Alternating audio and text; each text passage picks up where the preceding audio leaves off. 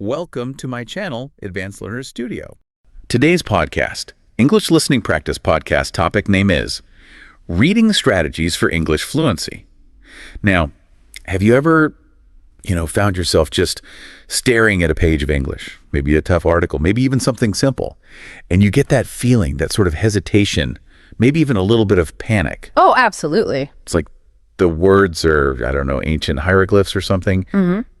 Silent, mysterious, daring you to figure them out before your brain just melts. That frustration is so common, that feeling of being overwhelmed. Yeah, countless learners just like you listening, they run into this all the time. But here's the thing, and I really believe this, it doesn't have to be like that.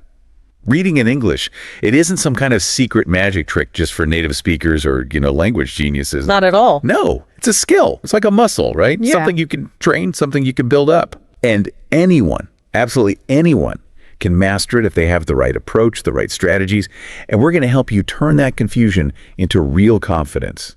Make those pages feel less daunting, more like exciting gateways to fluency. That's a fantastic way to put it. And based on my experience helping lots of learners, I can definitely confirm that. Reading really is, it's like your ultimate superpower for getting fluent in English. And like you said, it's not about rigid memorization or just drilling grammar over and over. It's much more dynamic. It works deeper, more organically.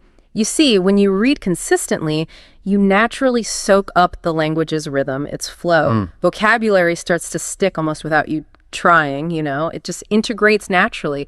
And your grammar instincts, they just get sharper intuitively. You start to feel what sounds right without constantly thinking about textbook rules. So it's smart practice, enjoyable practice that builds fluency bit by bit. Precisely, layer by layer, page by page. It creates this solid base for everything else. And that's exactly what we want to do in this deep dive today. Our mission is to give you this treasure trove of strategies. We'll cover the basics, the foundational stuff that builds confidence, but also the more advanced techniques to really boost your understanding and speed. Right. The goal is pretty clear. Help you read faster, understand more deeply, and actually enjoy it. Think of this as your roadmap, your guide to making real progress, whether you're starting with kids' books, trying to keep up with the news, or dreaming of tackling those big, complex novels. Let's unlock that potential. Okay, so let's kick things off by setting the scene a bit. English. It's huge, isn't it? It really is. Not just a language, it's this global thing. What is it, like 1.5 billion people using it all over the world? That's the number, yeah. A staggering amount. And so many variations. You've got the slang from American TV shows and that really subtle British humor. Countless variations. It's massive, diverse, and honestly, mastering it can feel a bit daunting sometimes. It can seem overwhelming, that's true. And when we talk about real fluency, what does that even mean? Good question. It's not just understanding words or putting sentences together, right? It's deeper. It's about feeling the language. You start to sort of anticipate the nuances in conversation. You pick up on things that aren't said directly. And you can express your own complex thoughts without, stumbling or mentally translating all the time. Effortlessly. Effortlessly, exactly. And here's the kicker. Reading is probably the most direct, the most powerful way to get to that level of fluency. It's where your brain really starts making those deeper, more natural connections with English. And this isn't just a feeling, is it? There's actual science behind why reading works so well for learning languages. Oh, absolutely. Linguists, Stephen Krashen is a big name here. They've talked a lot about comprehensible input. The basic idea is simple. We learn best when we engage with stuff that's interesting to us and just challenging enough to stretch us a little. But not too much. Exactly. Without overwhelming us. It's finding that sweet spot, that Goldilocks zone for learning. Not too easy, not too hard. Right, just right. And reading is fantastic for delivering that kind of input. It exposes you to natural sentences, real language use, in a way that, say, just memorizing vocabulary lists doesn't. Definitely not. You naturally bump into common idioms, those funny phrases like raining cats and dogs, and also those crucial cultural references hidden in the text. You absorb the unwritten rules of the culture. Those little things that make the language really come alive. Yeah. And the data on vocabulary is really quite compelling. Studies show that regular readers can pick up, on average, up to 5,000 new words a year. 5,000. Wow. Yeah, think about that compared to maybe drilling flashcards where you might learn a few dozen a week if you're lucky. No comparison. The organic growth you get from reading, seeing words in context, it's just incredibly efficient. Your brain integrates it naturally. And what's great is how reading adapts. It seems to offer something for everyone, no matter where you are on your English journey. That's one of its biggest strengths. For beginners, it's a real confidence builder, isn't it? Simple stories, repetitive phrases. It reinforces the basics, like present tense, without feeling like homework. Exactly. It makes the foundation solid without being tedious. Then, as you move into that intermediate stage, reading becomes your go-to tool for the trickier stuff. Those subtle nuances like phrasal verbs, you start to just get the difference between, say, turn down an offer and turn up the music. Ah, yes, phrasal verbs. Yeah. The bane of many learners. They can be tricky, but seeing them repeatedly in context is the best way to learn them, much better than just memorizing lists of rules. And then for the advanced folks. For advanced learners, reading opens up a whole new level. You start developing the ability to dissect really sophisticated things, like understanding the layers of irony and satire, or really appreciating the metaphors in poetry. You go beyond just the literal meaning. You start seeing the artistry, the cultural depth. Precisely, the power behind the words. And besides the language gains, reading is just so flexible. That's a huge plus. Unbelievably flexible. You can do it anywhere, right? On your commute, before bed, during your lunch break. It just fits into your life. It adapts to your schedule, not the other way around. And that flexibility combined with consistency, that's where the real magic happens for fluency. Consistency is key. Absolutely. Even just 20 or 30 minutes a day done consistently adds up incredibly fast. We're talking significant gains over just a few months. It's that snowball effect. Each session builds on the last, creating this momentum that carries you forward. And we need to bust that myth that reading is passive. Oh, yeah, that's a big one. It's anything but passive. Reading actively sparks your creativity, introduces you to new ideas, different perspectives. It builds empathy, too, letting you step into someone else's shoes, see the world differently. And maybe surprisingly, it actually boosts your listening and speaking because you're building this strong internal model of how the language works. That makes sense. So, a practical example. Imagine discussing a book you've read, the plot, the characters, the themes, and doing it all confidently, totally in English with friends. That's your reading skill translating directly into conversation. That's a fantastic, empowering moment, a real application. Definitely. So if you ever feel your motivation dip, just remember, every page you read is a step closer to those goals. Maybe it's watching shows without subtitles. Maybe it's nailing that job interview in English. Maybe it's just feeling comfortable and authentic using the language. Reading is building that bridge. Word by word, you're actively constructing that bridge to fluency. Okay, let's shift gears now and talk about vocabulary, the building blocks, right? The absolute foundation. Vocabulary really is the backbone of reading. Yeah. If you don't have enough words, texts just crumble. It gets frustrating fast. It's like trying to build a house without enough bricks. Like you said earlier, it just won't stand up. Yeah. But here's the good news. If you read strategically, learning vocabulary doesn't feel like a chore, like a test. It becomes more like an exciting treasure hunt. Each new word you figure out is a little victory, a discovery. I like that, a treasure hunt. So what's the first tool in our treasure hunting kit? Context clues. This is your first line of defense, your primary detective tool. When you hit a word you don't know, fight that urge to immediately grab the dictionary or your phone. Resist the app. Exactly. Pause. Look at the words around it. Think about the sentence's tone, the paragraph's main idea. Try to sleuth out the meaning. Okay, give us an example. How about this sentence? The villain's pernicious plan unraveled at the last moment. Maybe you don't know pernicious. Right. But pairing it with villain's plan, what does that immediately suggest? Something bad, definitely. Harmful, maybe even deadly. Exactly. The context gives you a huge clue, points you right towards the meaning. You can make a pretty good inference. That's a perfect example. And that skill, inferring from context, it's powerful. It's how kids learn their first language naturally.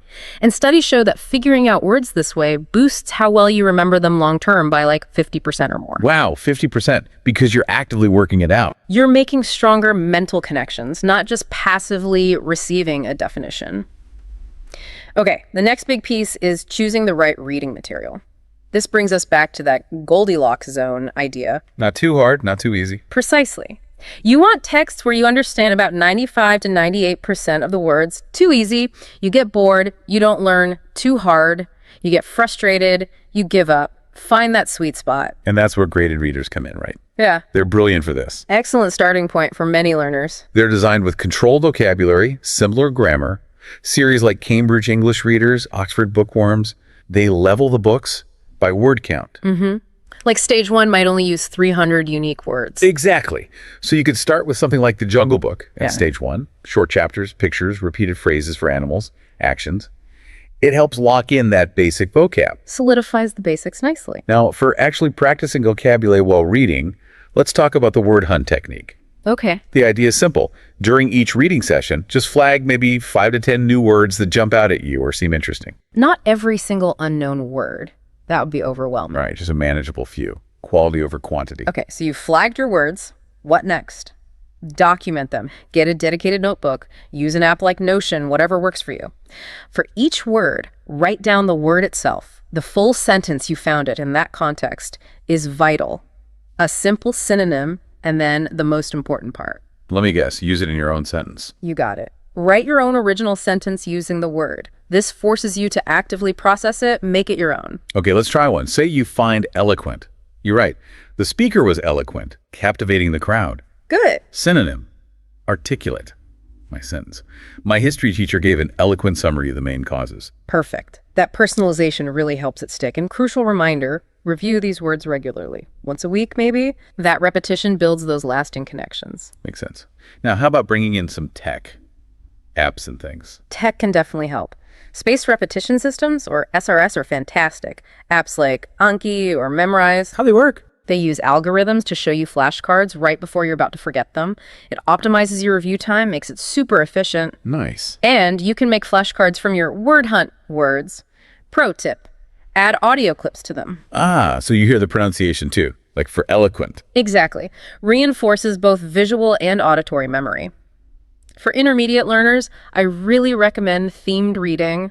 Love cooking, read food blogs, recipe sites. You'll naturally pick up words like savor, zesty, simmer. Or if you're into news, sites like VOA Learning English often explain tricky words like inflation or geopolitics right in the article. Makes it easier. Very helpful. And for the advanced crowd, you could explore etymology, the study of word origins. It's fascinating. So many English words have Latin or Greek roots. Once you know bene means good. Then beneficial, benevolent. They click instantly. It's like cracking a code. Another advanced tactic is genre-specific reading.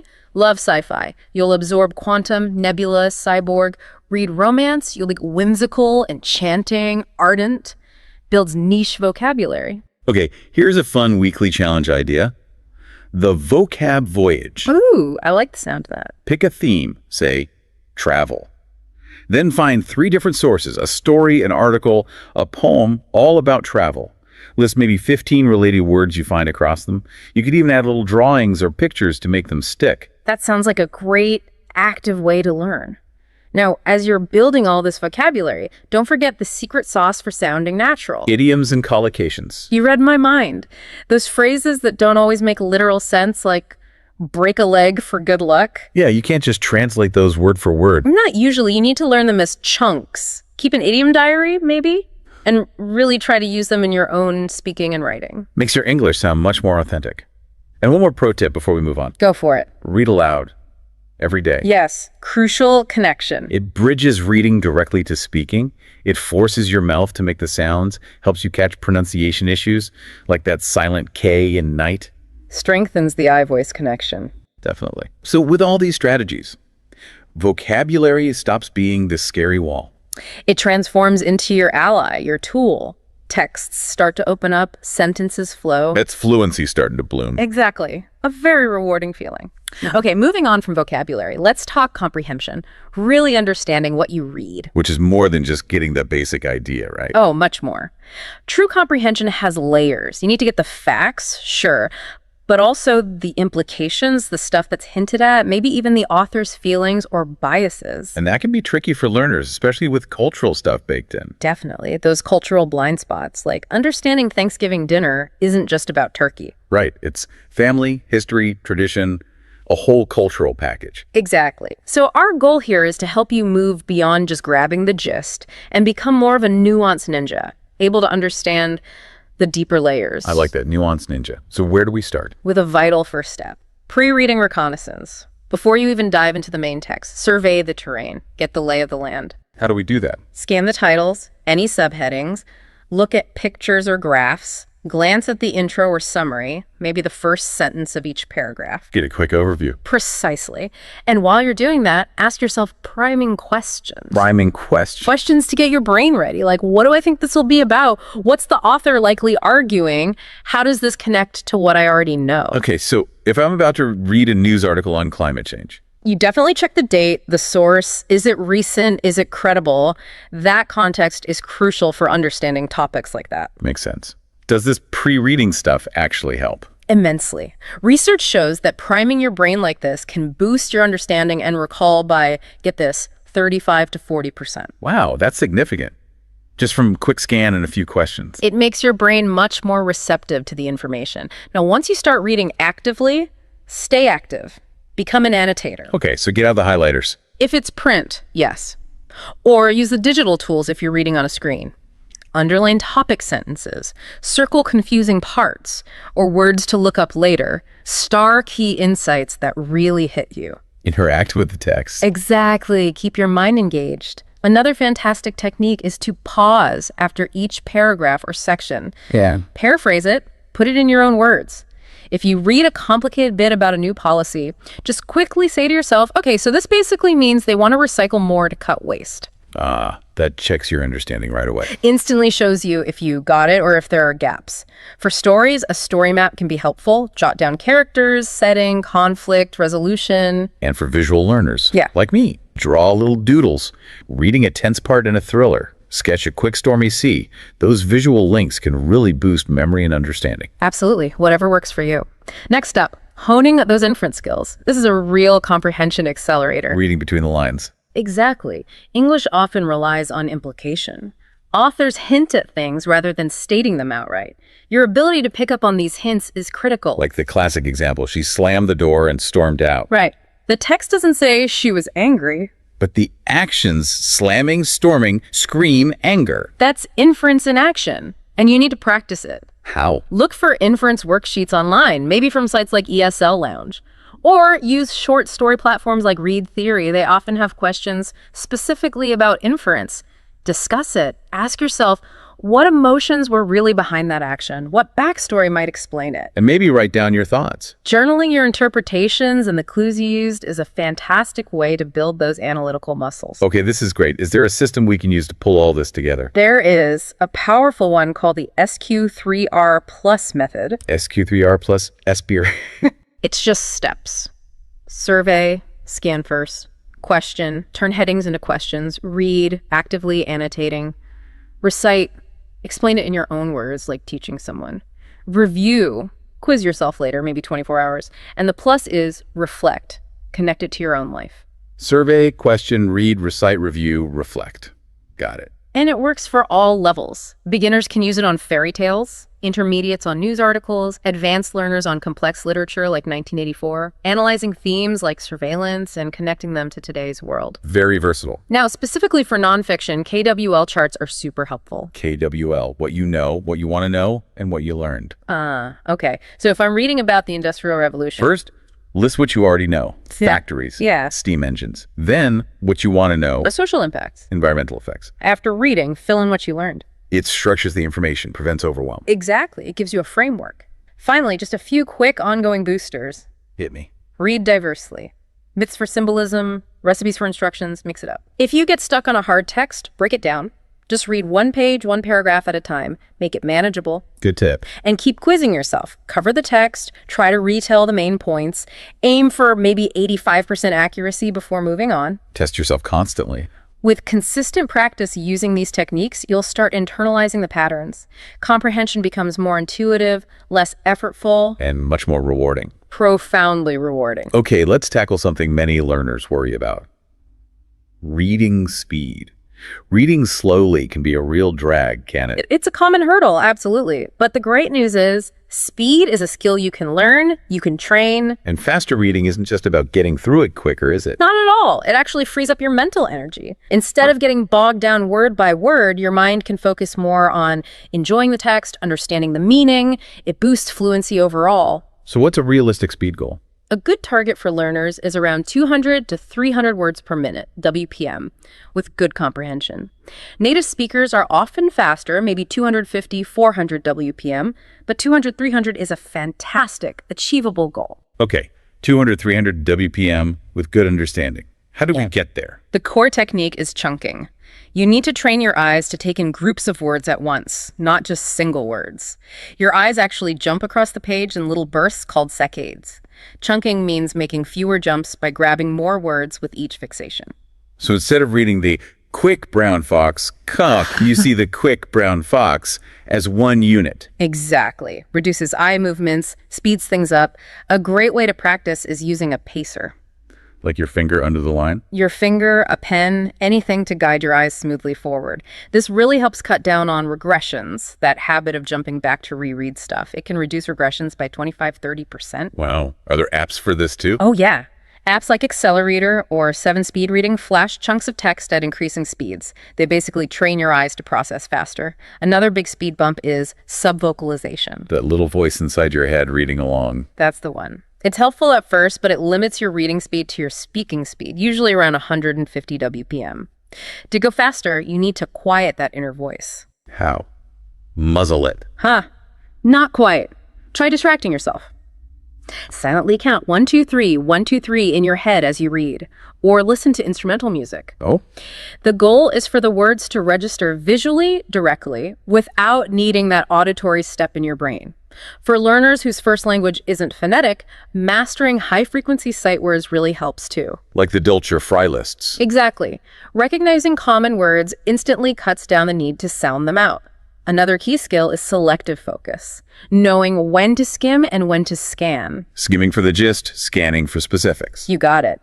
Skim headlines or the first-last paragraphs to get the main idea quickly. Scan when you're looking for a specific date, name, or number. Super useful in real life. Yeah. Like finding the action items in a long work email without reading every word. Or quickly sorting through resumes saves so much time.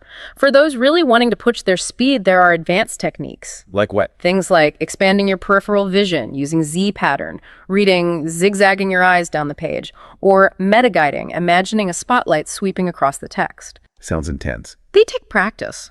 But always, always test your speed with an online WPM tool and follow up with a comprehension quiz. The comprehension check. Crucial. Absolutely. Speed is useless without understanding. If your comprehension drops below, say, 70%, you need to slow down a bit. Find that balance. Right. Speed with accuracy. And mix things up to avoid burnout. Blitz through news articles for speed practice, but then slow down and really savor the language in song lyrics or poetry. Variety keeps it fresh. Also, try quick fixations. Every 10 minutes or so, close your eyes, visualize what you just read. Reinforces memory without tiring your eyes. Good idea. Maybe set a speed sprint challenge. Time yourself on a 1,000-word article every 2 weeks. Track WPM and comprehension. Love it. That tracks progress towards fluency velocity, reading whole novels in days, not weeks. Okay, speed is one thing, but what about actually enjoying it? Engagement is key, right? Boredom kills progress. Engagement is everything. It turns reading from a task into a dynamic conversation with the text. That's how the language really sticks. So how do we get engaged? Interrogate the text. Don't just passively accept it. Ask questions constantly. Why did that happen? How could this ending be different? Be a critical reader. Exactly. It builds critical thinking skills, vital for debates, essays, everything. Reading The Hobbit. Ask, what does Bilbo's journey symbolize about growth? Dig deeper. Make it personal, right? Connect it to your own life. Huge. Read Pride and Prejudice. Think, is Elizabeth Bennet like my friend Sarah? Or maybe even like me? Creating those emotional ties. Research suggests it can boost memory like crazy, maybe 20 times better. 20 times. Wow. So journal those connections. Definitely. This travel book reminds me of my trip to Asia. Make it resonate personally. And don't read in isolation. Socialize your reading. Book clubs. Virtual ones on Discord, Meetup, tons of options. Discuss a book like The Alchemist in English. Unpack ideas like The Personal Legend together. You could even role-play dialogues from the book. Great speaking practice. Fantastic idea. Another powerful technique, multisensory fusion. Sync reading with audio? Like audiobooks while following the text. Exactly. LibriVox has free classics. Learning Ally is great for those needing reading support. Following the text while listening helps you absorb natural intonation, rhythm, how questions rise and pitch. And for visual folks, manga like Yotsubean combines everyday words with fun art, makes it less intimidating. Great example. You can also gamify it. Apps like Habitica turn reading into quests with points and rewards. Or simple street trackers like in Duolingo build momentum, keep that daily habit going. Get creative too. Rewrite a scene with a different ending. Draw key moments. Fan fiction sites like AO3 are great for seeing how others play with stories and characters, exposure to different styles. True. Or try a poetry slam. Recite Frost's The Road Not Taken, then talk about the choices it presents. Engage actively and explore different Englishes. Yes, a cultural deep dive. Read Tim Winton for Australian slang, Arundhati Roy for Indian English nuances. Or tackle satire like Catch-22 to sharpen your irony detection skills. All of this transforms reading from a duty into a genuine delight, and that enjoyment is the fuel for long-term fluency. Okay, let's talk about choosing what to read. Your reading materials are like the fuel for your fluency engine. Exactly. The right fuel accelerates progress. The wrong fuel can make you stall out completely. So picking wisely is crucial, and tailoring it to your level is non-negotiable. Absolutely. Avoid frustration. Ensure progress. That's the goal. So for beginners, what's the right fuel? Think controlled simplicity. Books with repetitive structures, high-frequency words. Eric Carle's Brown Bear is a classic example, builds sight words painlessly. And there are apps too, like Epic or RazKids. Yes, interactive ebooks, often with audio. Perfect for getting started. Aim for books with maybe 50 to 200 unique words initially, keeps it manageable. Okay, what about intermediates? Ready for a bit more? Time to bridge to authenticity. Start moving towards real-world materials, maybe simplified versions. News sites like Breaking News English offer articles at different levels, 0 through 5. Great resource. Or young adult novels, like The Giver. Excellent choice. Compelling stories, slightly less complex language than adult fiction. Blogs are good too, especially transcripts from ESL podcasts. They often mix stories with explanations. Got it. And for the advanced learners, ready for the deep end. Full immersion. Dive into challenging, rich texts. Orwell's Essays for Rhetoric, Atwood's The Handmaid's Tale for thematic depth and vocabulary. Magazines too, like Wired for Tech Talk. Or Vogue for descriptive language. The variety at this level is huge. Don't limit yourself. Which brings us to building a genre mosaic. Don't just read one thing. Mix it up. Definitely. Fiction sparks imagination, builds world-building vocab. Nonfiction informs, helps with verb tenses and context, like in biographies. Poetry for rhythm and meter, like Maya Angelou. Beautiful for tuning your ear, and comics. Calvin and Hobbes has fantastic natural dialogue. It all adds layers to your understanding. Okay, sourcing these materials, where do we look? Lots of free options. Project Gutenberg for classics, Overdrive for library ebooks. And paid options like Kindle Unlimited offer huge variety. They do. But here's a key tip. Avoid traps. If you're struggling with more than 20% of the words on a page. It's too hard. Pivot. Exactly. Find something easier. Don't torture yourself. And consider audiobook hybrids listening while reading along. Great for multitasking learners. How about structuring progress? Is there a system? I like the reading ladder idea. Start with a comfortable base, maybe 10 easy pages a day. Then climb to mix medium texts, adding more challenge. Eventually, aim for a weekly summit. Read something really challenging. Base, medium, summit. I like it. Track progress. Keep a journal. Rate your enjoyment 1-10. Note new words or challenges.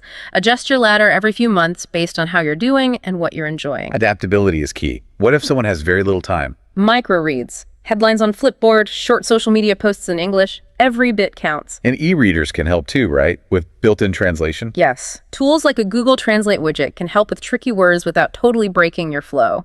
Useful support. So careful curation ensures reading really feeds your skills. It propels you towards becoming a voracious, fluent reader.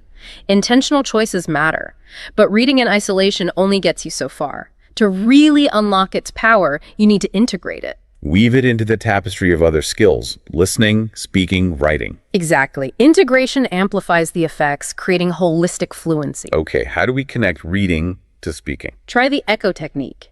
Read dialogues from scripts like Friends, then immediately mimic the actor's rhythm, intonation. Practice sounding natural. Precisely. You can even record yourself and compare it to the original using tools like Youglish for feedback. Or use reading to prep for debates. Formulate arguments before speaking. Excellent way to bridge the skills. For listening synergy, sync reading and listening.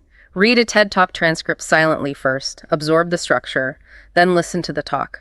Connects the written and spoken forms. Helps you catch things like elision's gonna wanna that you don't see written out. Exactly, the shortcuts of natural speech. Podcasts like 6-Minute English often provide texts. Shadowing along while listening improves your prosody, the music of your speech. And linking reading to writing. Echo texts in your writing. Summarize an article, but try to mimic its style and tone. It's learning by imitation. Or use reading as a prompt. Respond to this character's problem. Great practice for written expression. And often the grammar shorts itself out more naturally this way. You focus on ideas first, then edit for accuracy. Makes sense. Any drills that combine everything. Sure. Read a recipe, then cook it while explaining the steps aloud in English. Reading, imperatives, speaking. Fun. Or read a news article, then record a short vlog summarizing it. Reading, comprehension, summarizing, speaking. Very integrated. Use digital tools too. Watch YouTube with subtitles. Pause. Predict what's next. Use language exchange apps like HelloTalk. Share bit quotes, chat about them. Perfect for integrating reading into social interaction. In groups, try tandem reading. Taking turns reading paragraphs aloud with a partner. Or write fan letters to authors you admire. Formal writing practice. It's about creating a daily weave. Maybe read news in the morning, retell it to someone at lunch, journal about it in the evening. Track it in a skill web, maybe. See how reading impacts everything else. Love that idea. This tapestry approach makes fluency interconnected. Reading becomes this powerful multiplier for all your other English skills. Okay, let's get real. Learning isn't always smooth sailing. Obstacles happen, right? Hurdles are absolutely inevitable. Boredom, motivation slumps, distractions. They're part of the journey for everyone. It's not a sign you're failing. Not at all. It's just part of the process. And the good news is, with the right mindset and strategies, you can turn these obstacles into stepping stones. Okay, let's talk distraction defense. How do we stay focused? Ritualize your reading time. Create a routine. Dim lights, silence notifications, find your quiet spot. Signal to your brain. It's focus time. And if focus is tough initially, Try Pomodoro variations, short bursts. Start with 15 minutes of reading, then a short break. Gradual build up to 30-45 minutes as your concentration improves. good plan. What about fatigue? Especially eye strain. The 20-20-20 rule is your friend. Every 20 minutes, look at something 20 feet away for 20 seconds. Lets your eyes relax. Simple, but effective. And consider alternating formats. E-ink readers are much easier on the eyes than bright phone or tablet screens for long sessions. Right. Now, the dreaded plateau. When progress just stalls. First, diagnose the problem. Is it vocabulary? Maybe drill specific word lists or themes for a bit. Is comprehension stuck? Try a completely different genre or author to shake things up. Use metrics. We talked about tracking pages, vocab, comprehension scores. Yes, those logs reveal patterns. They show you where you're stuck and help you adjust your strategy intelligently. Makes sense. How do we keep motivation high? The magic part. Tap into intrinsic hooks, things you genuinely love.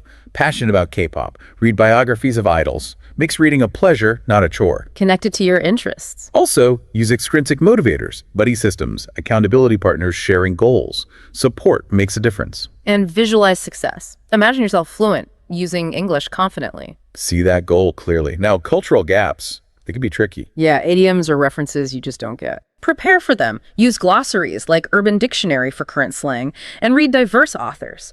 Books like Americana offer powerful insights into different cultural perspectives. Broaden your understanding. What about accessibility? Crucial.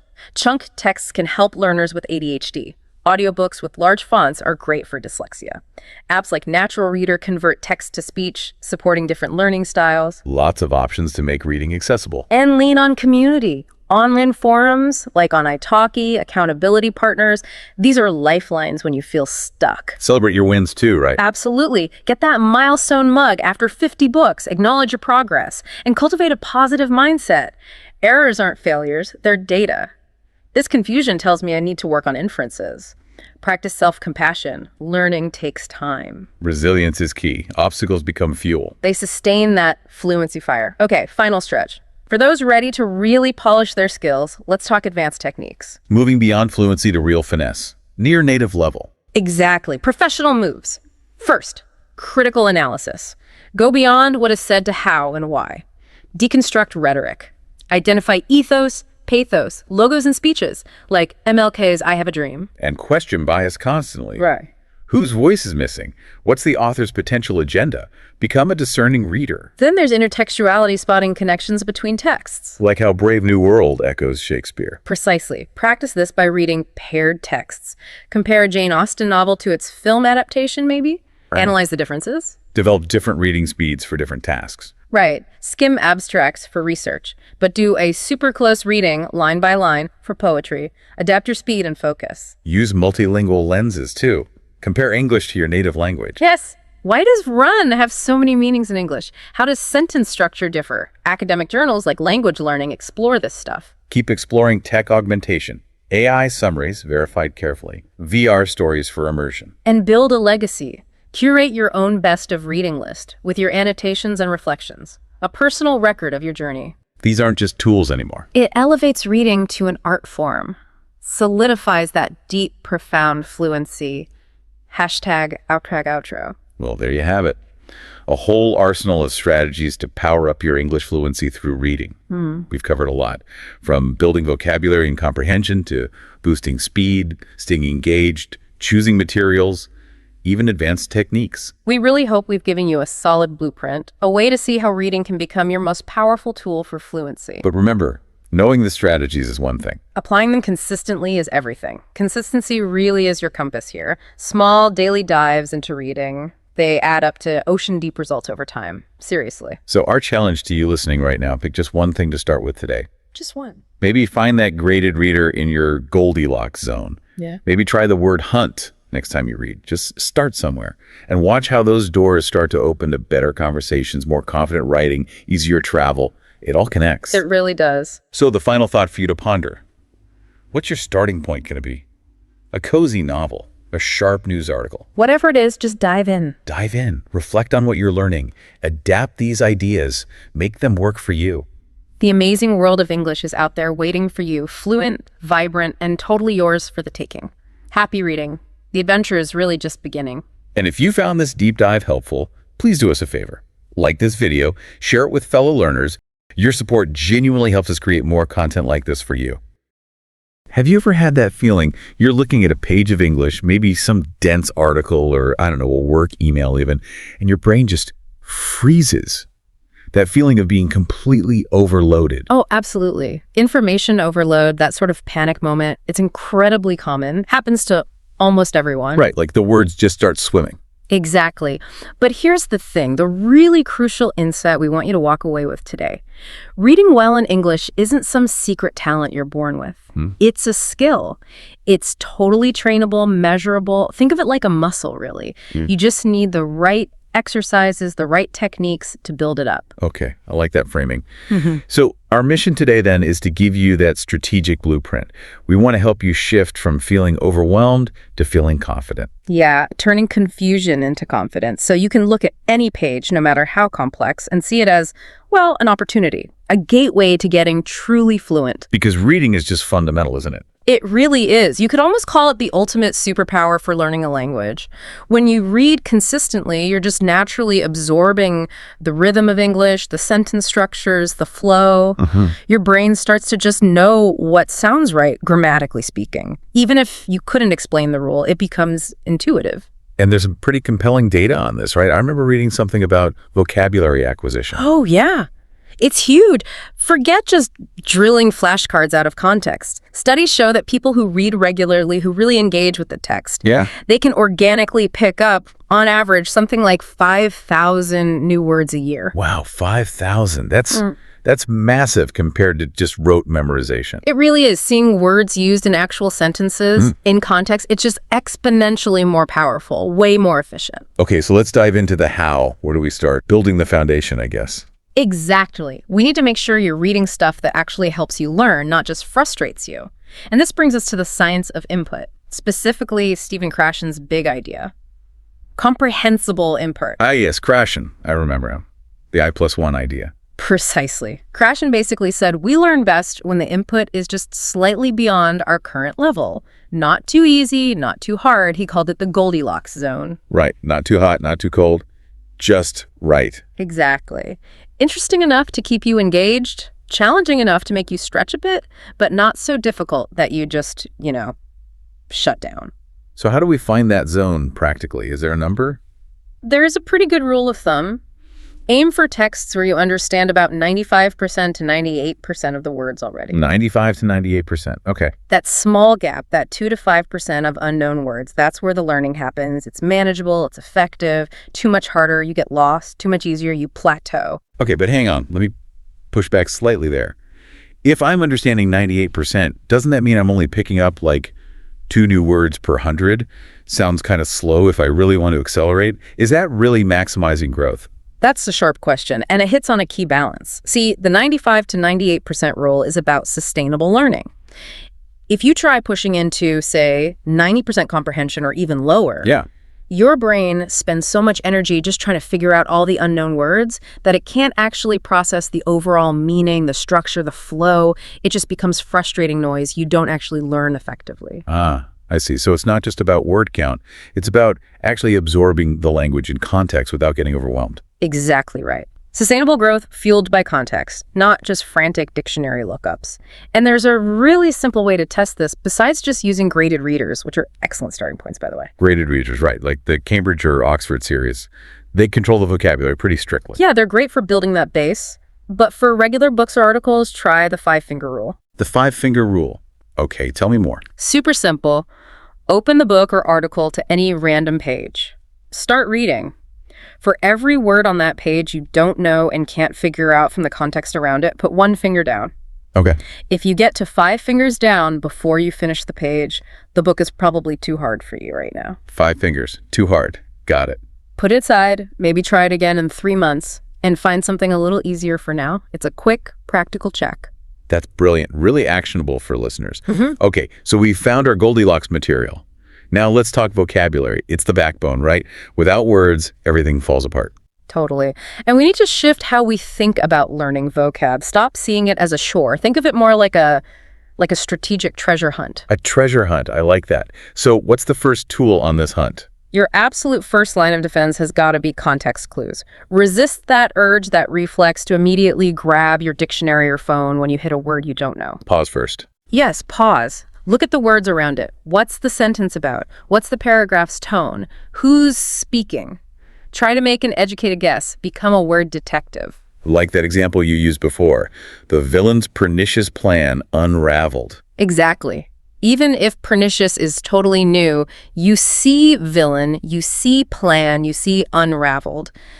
It has to mean something bad, harmful, destructive, right? The context gives you maybe 80% of the meaning. And making your brain do that work is better than just looking it up. Way better. That process of inferring, of sleuthing it out, creates much stronger connections in your brain. In fact, studies show that successfully inferring, meaning like this, can boost your long-term memory retention of that word by 50% or more. 50%? Just for making your brain work a little harder instead of immediately looking it up. Okay, that's powerful. It really is. Now, once you've used context, maybe made a guess, then you can confirm with the dictionary if needed. And then you actively capture those treasures. That's the word hunt technique. Okay, the word hunt, how does that work? The key is quality over quantity. Don't try to learn every single new word you see. Pick just 5 to 10 manageable, interesting words per reading session. Words that seem useful or just catch your eye. 5 to 10. Keep it focused. Right. And then for each one, you need to document it properly. Write down 4 things. 1, the word itself. 2, the full sentence you found it in context is crucial. 3, a quick definition or synonym in your own words or your native language. And 4, this is the most important bit. Write your own completely original sentence using that new word. Ah, okay. That last step, writing your own sentence. That sounds like it takes extra time, though. If I'm trying to read efficiently, isn't it faster to just, highlight the word, look it up quick, and move on? It seems slower in the moment. I totally get that. Right. But that extra 30 seconds or minute you spend crafting your own sentence, that's the difference between passively recognizing a word and actively integrating it into your usable vocabulary. So it's about making it active, making it yours. Precisely. That personal processing, connecting it to your own thoughts, makes it stick orders of magnitude better than just highlighting. Okay, that makes sense. Active recall. And you can supercharge this whole process with technology. We really recommend using spaced repetition systems. SRS apps like Anki or Memrise are popular examples. SRS, right. Those flashcard apps that use algorithms. Exactly. They're brilliant because they figure out the optimal time to show you a word again, right before you're about to forget it. You can plug your word hunt findings, especially your original sentences, right into these apps. Makes reviewing incredibly efficient. Gotcha. Okay, so we're building our foundation. We're hunting for vocabulary. Yeah. What's next? Understanding the deeper meaning. Yes. Now we move beyond just words to becoming let's call it a nuance ninja. True comprehension isn't just getting the facts, it's understanding the implications, the author's tone, maybe even their hidden biases. Becoming a nuanced ninja. I like it. Where does the ninja training begin? It starts before you even read the first word. With pre-reading reconnaissance, you need to survey the territory first. Reconnaissance. Yeah. Like scouting it out. Exactly. Scan the title, any subheadings, look at pictures or graphs, read the introduction or the first and last paragraphs, get the lay of the land. And while you're doing that, You ask yourself priming questions like, Right. What do I already know about this topic? What do I think this text is going to argue or explain? What questions do I have? Basically, you're warming up your brain, getting it ready to receive the information. does that really make a difference, just taking a minute to scan first? A huge difference. Research shows this kind of priming can boost your comprehension and recall by as much as 35 to 40%. Wow, 35–40% just from a quick preview. That's a massive return on investment for a minute or two. It really is. Low effort, high impact. So once you're primed, then you dive in. But you need to stay active while reading. That's where annotation comes in. Highlighting and underlining. Yes, but strategically. Don't just paint the page yellow. Highlight maybe the main topic sentence of a paragraph. Circle words you found confusing even after using context clues. Write brief notes or questions in the margin. Interact with the text. Okay, and checking your understanding as you go. Absolutely critical. Don't wait until the end of a chapter. Pause after each main paragraph or section. Can you quickly summarize the main point in your own words? Out loud or just in your head? If you can explain it simply, you got it. Exactly. If you stumble, that's your cue to quickly reread that section before moving on. For fiction, you might use something like a simple story map. Who are the characters? What's the setting? What's the main conflict developing? And we need to keep honing those inference skills too, right? Reading between the lines. Definitely. English especially relies a lot on implication, on what's not explicitly stated. It's often tied to cultural nuances or context. Like the classic example. She slammed the door and stormed out. Perfect example. The text doesn't say she was angry, but the actions slamming, storming, they absolutely scream anger. Catching those implied meanings is key for advanced comprehension. Okay, so lots of comprehension tools there. Is there a system to bring them all together, especially for denser stuff like articles or textbooks? Yes. For that kind of deep reading, especially nonfiction, the SQ3R Plus system is incredibly powerful. Sounds complex, but it's very logical. SQ3R plus survey. Okay, break it down for us. Sure. S is for survey. That's the pre-reading reconnaissance we just talked about. Scan first. Got it. S survey. Q is for question. As you survey, turn every heading and subheading into a question. Ah, okay. So if the heading is causes of inflation, you ask, what are the causes of inflation? Precisely. This immediately makes your reading active. You're not just passively receiving info, you're actively searching for answers to your questions. Okay, SQ, then the 3 R's. Right. First R is read. Read that section specifically looking for the answer to the question you just formed. Read actively, annotating as needed. Read to answer the question. Makes sense. Second R. Second R is recite. After reading the section, look away from the text and try to answer your question out loud, or summarize the key points in your own words. This checks if you actually understood and helps lock it in memory. Recite. Okay. And the third R? Third R is review. After you've finished the whole chapter or article using the SQ read recite steps, go back through your questions and notes. Quiz yourself. Consolidate what you learned. Survey, question, read, recite, review. SQ3R. What's the I plus A? Ah, the I plus that. That's maybe the most important part for long-term retention. Reflect. Reflect. Yeah. Ask yourself, how does this connect to what I already know? How does it relate to my own life or experiences? Why is this important? What are my thoughts on this? That personal connection makes the information truly meaningful and memorable. Okay, SQ3R plus SAC. That sounds like a really solid system for deep comprehension. Now, what about speed? Reading slowly can be a real drag. It's a huge hurdle, absolutely. But the good news is reading speed is definitely trainable. And here's something counterintuitive. Reading slightly faster, once you get comfortable, can actually improve your comprehension. Really? How does that work? Well, when you read too slowly, word by painful word, your mind has time to wander. Reading a bit faster forces your brain to stay focused on the meaning, processing ideas rather than individual letters. It frees up mental bandwidth. Okay, so what speed should we be aiming for? For learners moving towards fluency, a good target is somewhere in the 200 to 300 words per minute WPM range. But, and this is crucial with good comprehension, speed without understanding is useless. 200, 300 WPM with comprehension. Right. How do we get there? The main technique is called chunking. You need to train your eyes to take in groups of words, chunks, at a single glance, instead of reading word by word. So instead of my eyes stopping on every single word. Exactly. Your eyes make tiny jumps called saccades as they move across the line. They only take in information during the brief pauses between jumps. Chunking means making fewer, slightly longer pauses, grabbing maybe 3, 4, or even 5 words at a time. How do you practice that? It sounds tricky.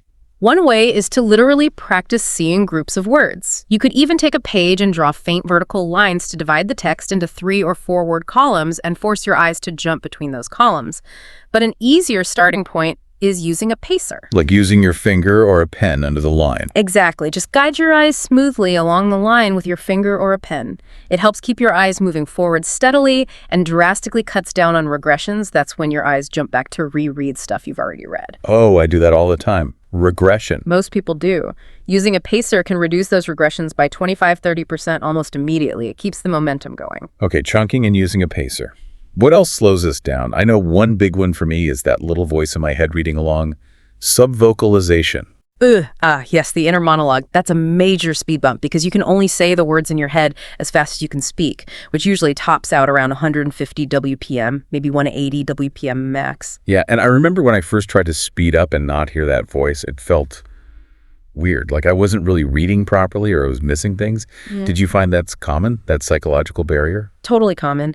That inner voice feels safe, like it guarantees comprehension. So quieting it takes practice and trust.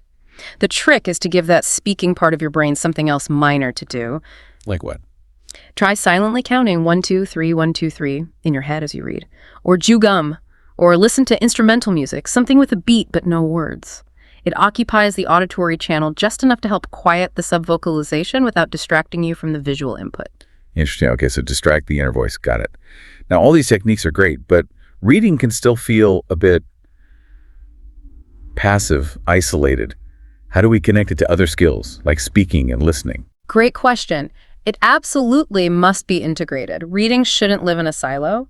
For speaking practice, try the echo technique. Echo technique. Find a script with dialogue, maybe from a TV show you like Friends or something. Transcripts are often online. Read a line or two of dialogue, then immediately try to say it out loud, mimicking the actor's rhythm, intonation, speed, everything. So you're echoing their delivery. Practicing sounding natural, not like you're reading from a textbook. Exactly. It trains your mouth and your ear for natural spoken English. And for listening, try multisensory fusion. Multisensory fusion. Sounds fancy. It just means combining reading with listening. Find audio with a transcript like a TED Talk or an audiobook from LibriVox while you read the text. Listen to the audio while you read along with the text. Okay, so hearing it and seeing it simultaneously, why is that so helpful? It's incredibly powerful for absorbing the natural sounds of spoken English, the intonation, the stress patterns, and especially elisions. Elisions. Can you clarify what those are for listeners who might not know? Sure. Elisions are where sounds get squished together or dropped in natural, fast speech, like going to becomes gonna. Or want to becomes wanna. Exactly. Or let me becomes lang, kinda becomes kinda. These happen all the time in native speech, but you rarely see them written down formally.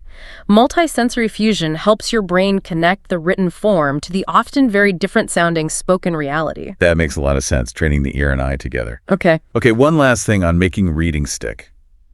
Engagement. How do we stay truly engaged?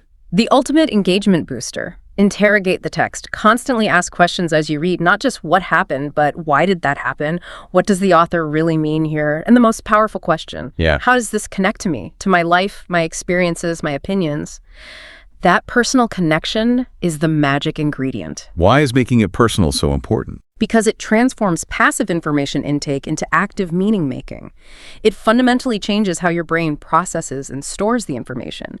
In fact, research suggests that actively linking what you read to your own life can boost memory recall by up to 20 times. 20 times, just by relating it to yourself. 20 times. It's astonishing. It shows the key isn't just reading more pages, it's reading more deeply, more personally, more intentionally. Wow.